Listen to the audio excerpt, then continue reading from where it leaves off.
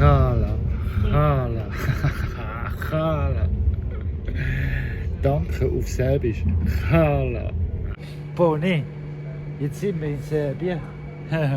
Und da ist ganz anders als Ungarn. Also am Billetschalter zumindest lachen sie da in Serbien. Und schau mal, die sind sogar am Zug putzen. Herrlich, das ist ja ganz etwas anderes. Also Ungarn, wirklich, die Leute sind nicht zufrieden, sind wirklich unglücklich, schlecht gelaunt und wirklich müssen aufpassen, weil in Ungarn tut jeder immer wieder, hey, so viel Mal an der Kasse haben sie noch schnell so 100 oder so etwas draufgeschlagen, also ist ja nicht viel Geld, also, aber jedes Mal so ein 50 da, ein 50 dort, dann sie überall draufschlagen. Und sind wirklich alle schlecht gelaunt. Also Ungarn, ja, aber Serbien, der erste Eindruck ist schon viel besser. Aber jetzt gehe ich mit dem Zug auf Belgrad. Hey, wow, andere Welt. Ich sage es, das ist Himmel und Hölle. Belgrad ist der öffentliche Verkehr ist gratis. Die Leute sind zufrieden, die Leute sind glücklich. Es ist Himmel und Hölle. Also Budapest auch mit B ist wirklich uiuiuiui. Und Belgrad, ha! Hure gut! Also der erste Eindruck ist mega. Das ist mein Navigator. Hey! Thank you, Lord! Danke Gott! Gaboni! Also, nochmal zum Erwähnen.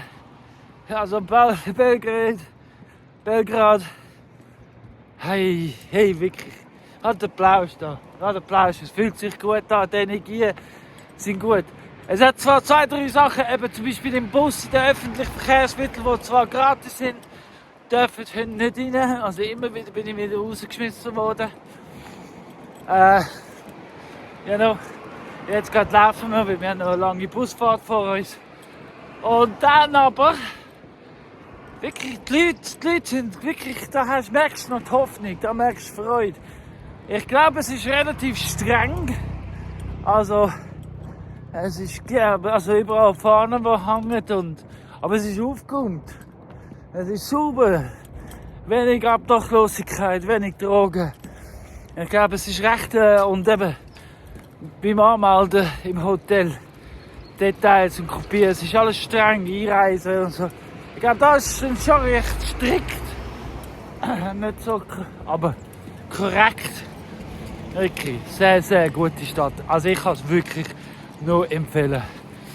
Zum Vergleich mit Budapest definitiv Himmel. Ja. Ja, so sind die Länder anders. Ja, ich bin gespannt aufs nächste.